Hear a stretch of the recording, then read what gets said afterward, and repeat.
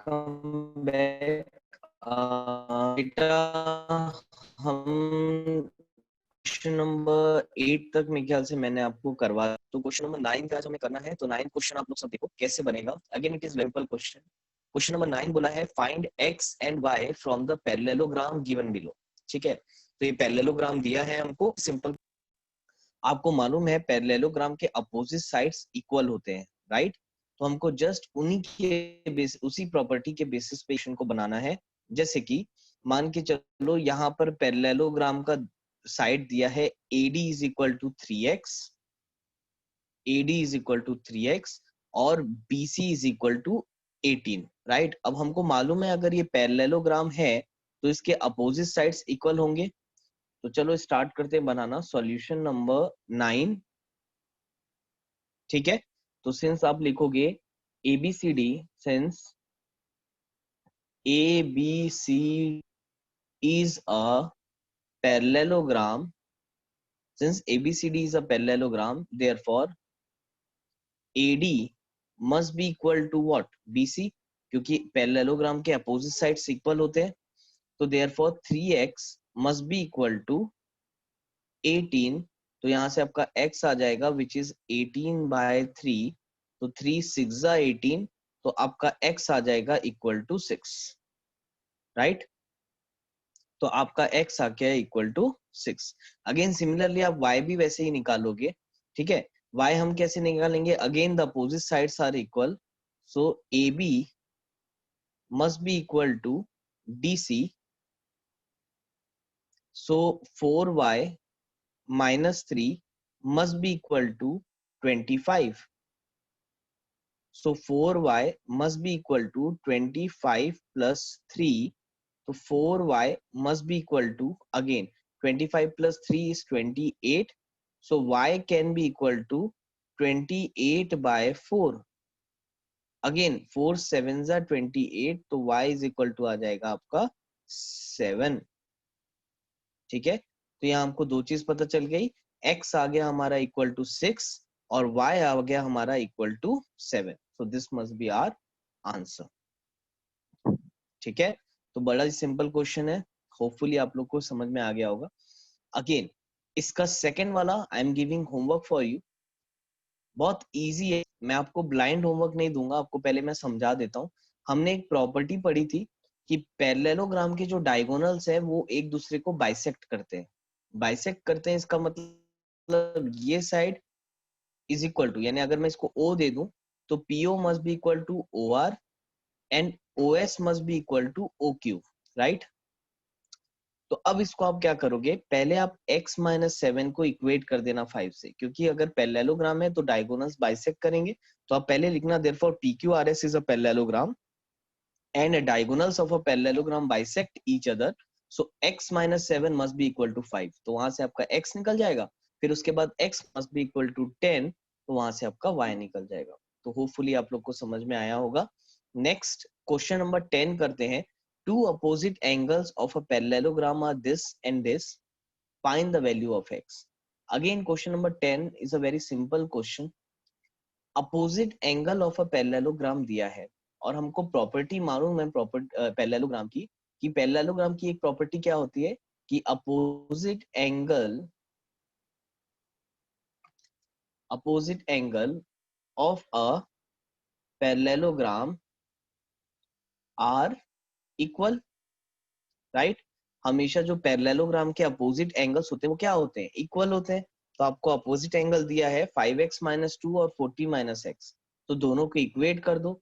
therefore 5x minus 2 must be equal to 40 minus x। Equate करो तो क्या हो जाएगा? 5x plus x must be equal to 40 plus 2, तो ये हो जाएगा 6x must be equal to 42, so x will be equal to 42/6, right? तो 6 7s are 42, तो आपका x आ गया इक्वल टू 7।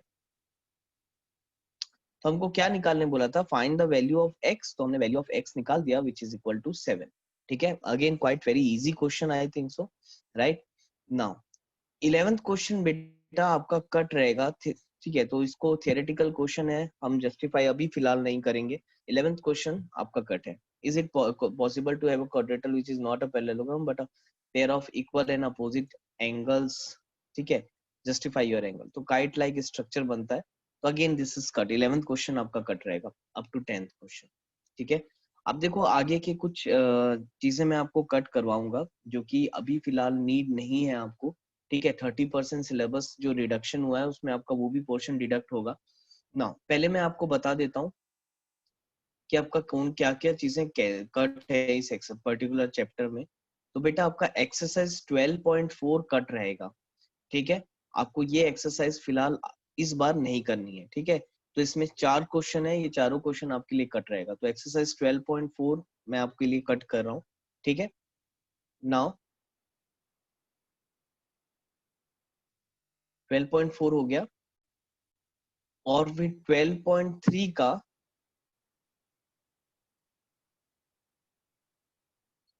क्वेश्चन नंबर 4 आपके लिए कट रहेगा। ABCD numbers which altitude from D to side B bisect each other angles of a rhombus. इसका question number 4 cut रहेगा। बाकी इसका question number first, second, third हमको करना है।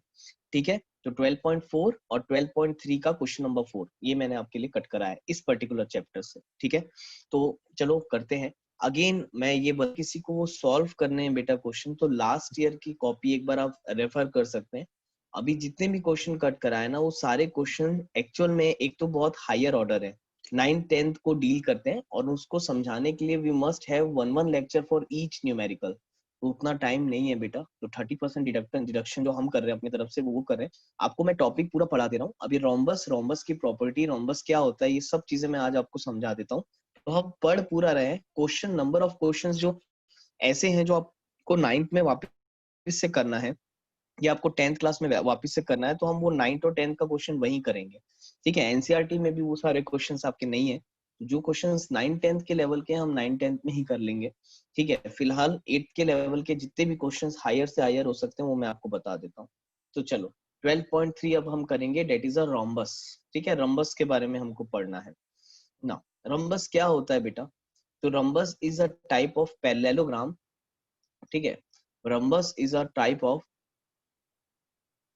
rhombus is a type of parallelogram in which all the sides are equal. It is just a type of a parallelogram जिसके सारे sides equal होते हैं। ठीक है, तो अगर rhombus की अगर आपसे कोई definition पूछे कि what is a rhombus, तो rhombus is a one type of parallelogram having all sides are equal, A, B, C, D. तो in which AB is equal to BC is equal to CD is equal to D. ठीक है, what is a rhombus? It is a type of, it is a parallelogram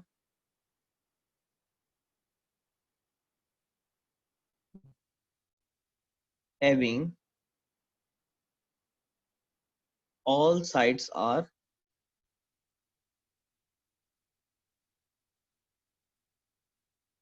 equal. It is a parallelogram having all sides are equal. सारे side equal होंगे। ठीक है, और अगर ये parallelogram है तो इसमें रोम्बस की अपनी खुद कुछ स्पेशल प्रॉपर्टी है। पहली प्रॉपर्टी ये हो गई कि all sides are equal, rhombus की सारी साइड्स इक्वल थी। सेकंड, ये आपको याद रखना बेटा कि diagonal of a rhombus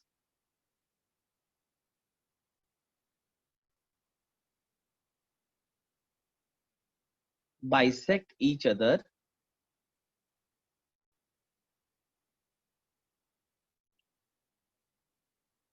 eight 90 degree. बस ये दो प्रॉपर्टी आपकी सबसे ज्यादा इंपॉर्टेंट है रोम्बस की, कि जो रोम्बस के जो डायगोनल्स होते हैं वो बाइसेक्ट करेंगे, लेकिन कौन से एंगल पे बाइसेक्ट करेंगे? At 90 degree.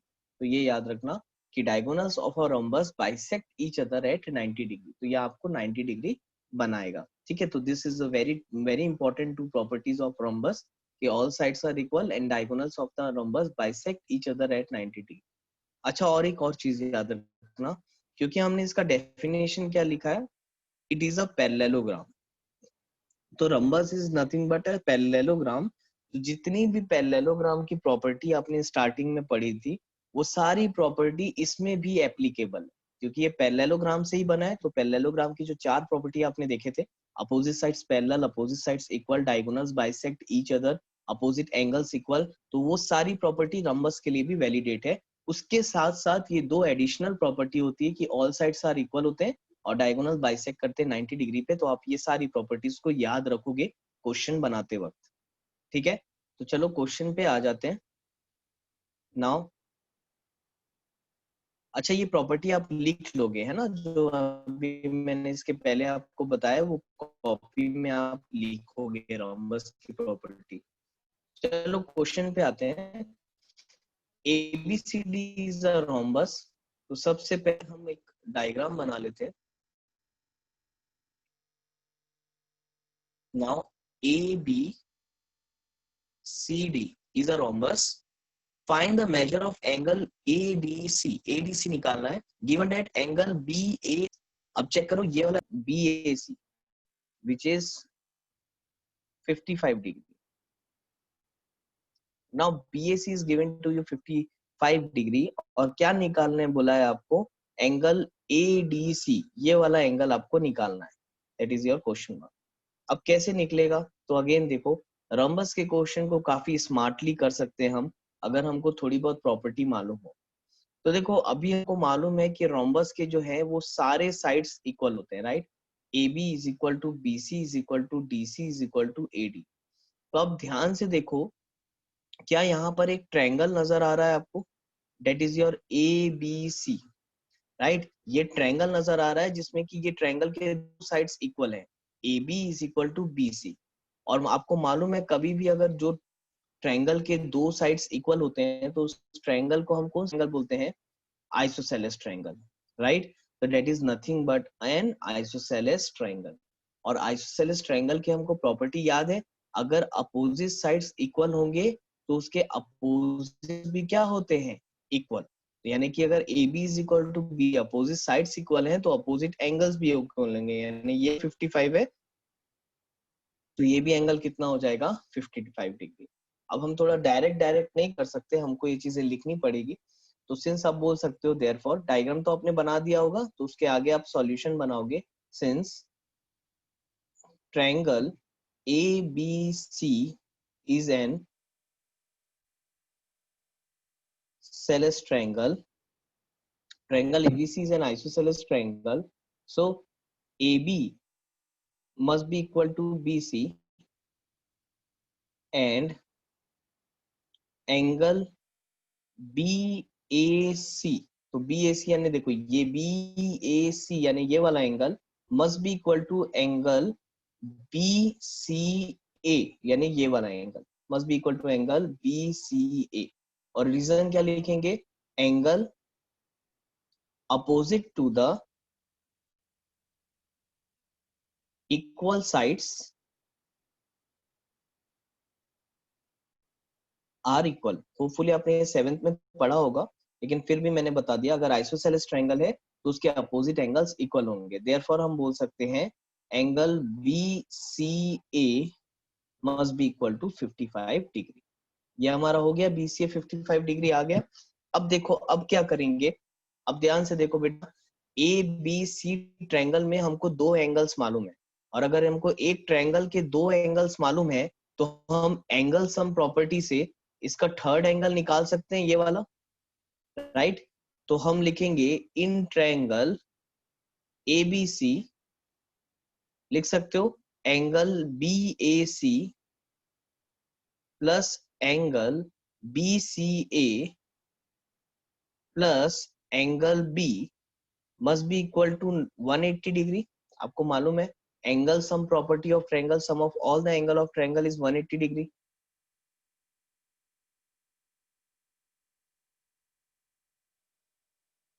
Right. Angle sum property.